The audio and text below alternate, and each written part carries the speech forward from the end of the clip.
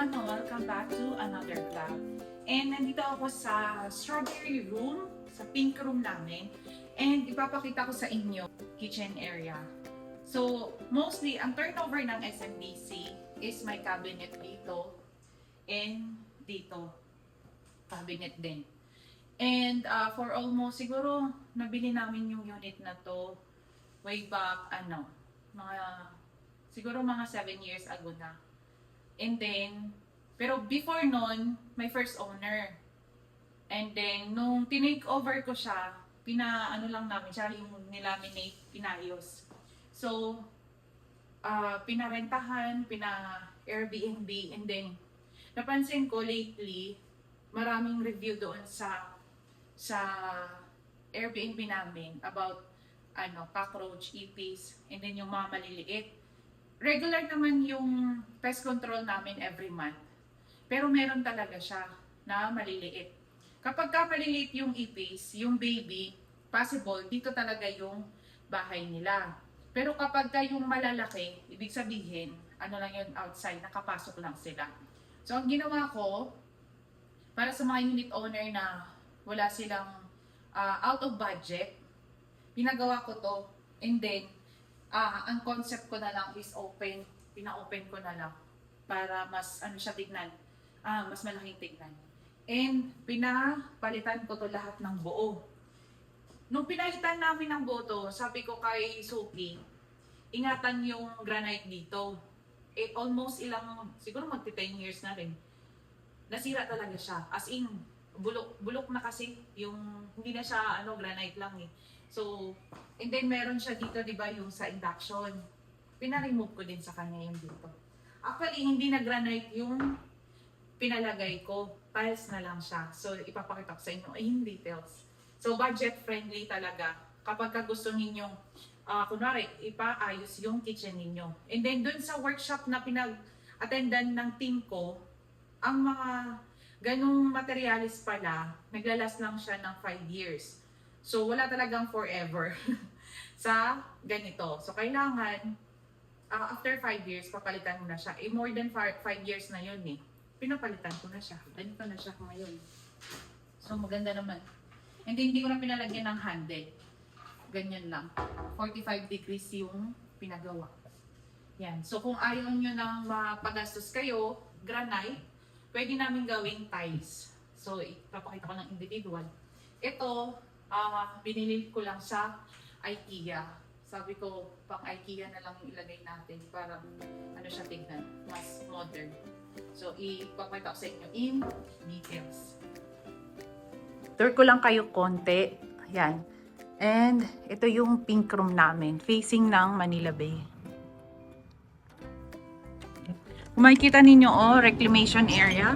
Yan na siya, Yan na yung update as of March. Ito lang yung road papunta doon. Lakdan. Mga motor,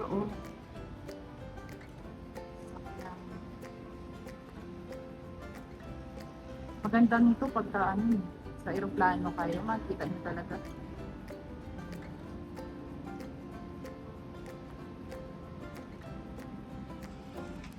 Ito naman yung road. Nasa shore residence tayo. Pinakadulo. Ice residence. Hanggang sunod-sunod na yan. Sail, shore 3. Shore 2 wala dito na sa likod. And ito office ng SM Retailer. Lime Hotel. Kung nakapagpunta kayo dyan o Lime. So, pinakadulo, port area.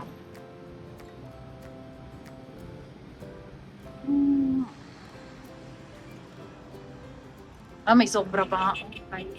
Hindi pa namin nakuha. So, yan. Ito yung pink room namin.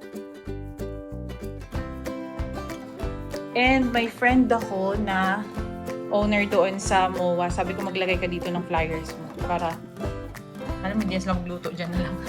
Order na lang sila. Diba? Support local. Local friend. Yan, in details, ganito siya, tiles. So, hindi ko na pinalagay dito yung induction. Ang ano na lang is, eto. Kukunin na lang nila kung gusto nilang magluto, ilagay dito. Yan. Itong pink na to, nandito na siya before. So, ang pinalitan lang is ito na granite and ito. Then, kulang pa siya actually ng isa. Nagkamali ako ng bili. Ibang size yung nabili ko. So, i-add ko na lang. Yan. Maganda naman siya para sa akin. Mas ano siya tignan. Parang malawak. Ang gusto ko dyan, nakikita ko siya. And then, malilinisan mo na rin. Ayan. So, pinakita ko na sa inyo yung bago naming makeover for kitchen budget friendly.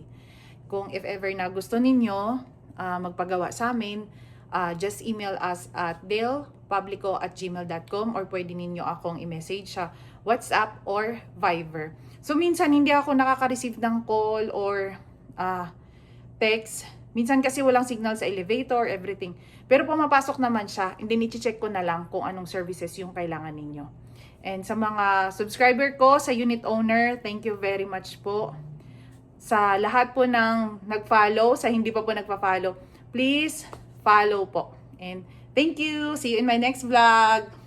Next vlog ko is mamaya yung Airbnb reveal ng isang unit owner. So, yung unit na yun is, co-hosting kami at the same time, minamarket niya. And isa yun sa nakakatulong kapag active din kayo sa Airbnb. So, kung hindi kayo, busy kayo or everything, kami naman po. Pero ito is, sa based on experience niya, kung magkano talaga.